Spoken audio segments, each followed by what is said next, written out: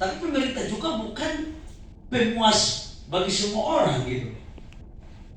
Kita berusaha untuk memuaskan semua rakyat bangsa negara kita. Tapi ukuran takaran memuaskan ini kan masing-masing punya standar gitu. Subjektif. Dan kalau kita membuat aturan, itu pasti ada pro dan kontra. Udah pasti tuh. Tapi kami pemerintah memilih mana yang terbaik untuk kebaikan rakyat bangsa dan negara untuk ke depan. Nah, terkait dengan polarisasi, saya ingin untuk mengatakan bahwa pemerintah juga menjadi diskusi hal ini agar kemudian tidak terjadi secara besar, itu nggak boleh.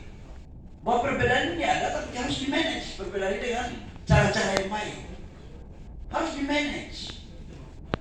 Kan di dalam Al-Quran kan sudah bilang bahwa perbedaan itu rahmat.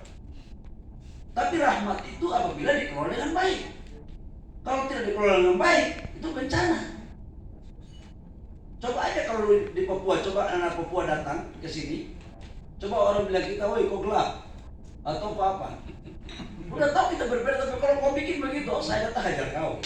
Nggak ada cerita. Itu nggak pakai tanya itu. Nggak ada pertanyaan. Kenapa kamu tanya? Kenapa? Tidak ada pertanyaan. Kenapa kau bilang saya gelap? Pukulan masuk ke kotanya. Itu contoh ya. Saya nggak kasih contoh yang lain. Kalau itu kan urusan kultur saya. Nah, maksud saya jangan kita saling menghina di antara kita gitu. Kita ini berbeda gitu. Tapi kan kita besar itu dari perbedaan itu gitu. Itu maksudnya tidak.